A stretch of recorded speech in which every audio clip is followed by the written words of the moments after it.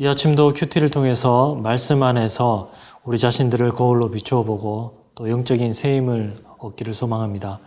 오늘 말씀은 에스겔서 11장 1절부터 13절까지 말씀입니다. 뉴스 일면을 장식하는 이야기 중 가장 많은 사건은 무엇일까요?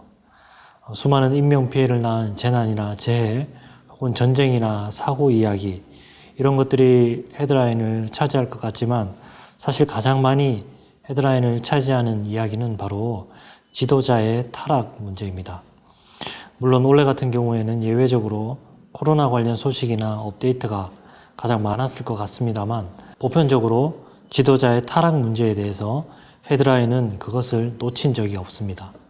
슬프지만 지도자의 그런 타락 이야기는 불행하게도 우리 가운데 너무나 흔한 이야기입니다. 믿음의 훌륭한 그 지도자 한 사람이 도덕적으로 문제를 일으키게 되면은 그를 따르던 사람들에게 엄청난 충격을 안겨주게 됩니다. 뿐만 아니라 그 죄로 인한 그 결과는 교회 안으로 스며들어가서 공동체 유지가 힘들 만큼 고통과 아픔을 주게 됩니다.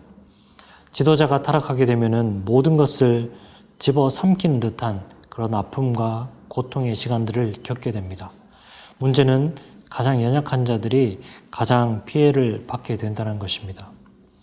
오늘 하나님의 영이 환상 가운데 에스겔을 성전 동문으로 그렇게 옮기셨습니다. 에스겔은 성전 동문에 모인 그 예루살렘 고관들 25명을 보게 되었습니다.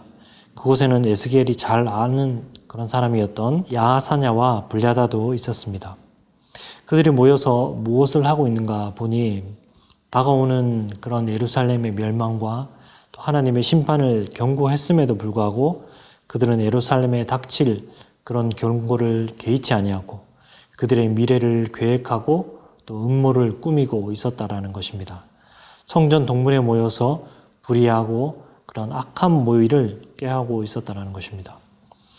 나라가 위기일수록 지도자들은 백성들을 회개로 이끌어 가야 되는데, 그리고 바른 길로 인도해야 되는데, 지도자들이 자기들의 그런 이기적인 목적들만 달성하려고 하고 그리고 정치적인 권리만 추구하려고는 그런 일들을 꾀하고 있습니다. 그들은 이렇게 말합니다. 3절에 보게 되니까 그들의 말이 집 건축할 때가 가깝지 아니한즉 이 성읍은 가마가 되고 우리는 고기가 된다 하나니. 이것은 당시의 속담입니다. 고기의 가장 좋은 부위는 가마에 넣고 요리를 하게 되고 또 좋지 않는 부위는 빼내서 기름에 튀기거나 밖으로 내어버리게 된다는 그런 속담입니다.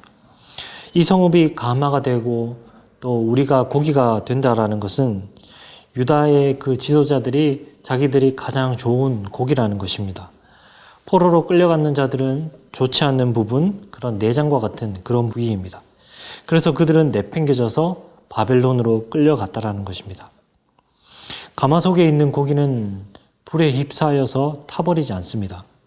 예루살렘은 하나님의 언약이 흐르는 그런 성전이고 이곳은 철가마처럼 단단하고 끄떡없는 그런 가마로서 바벨론의 그런 불에서 안전하게 지켜줄 것이라는 것.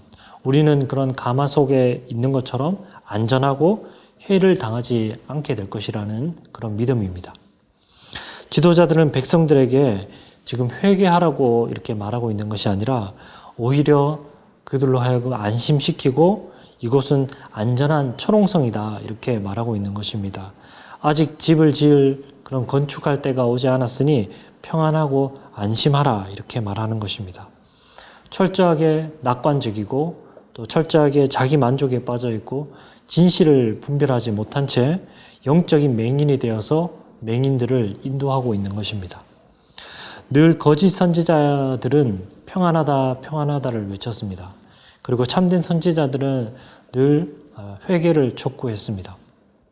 우리가 들어야 될 것이 무엇인가 하면 이 정도면 잘하고 있다. 우리는 너무나 좋고 너무나 평안하다.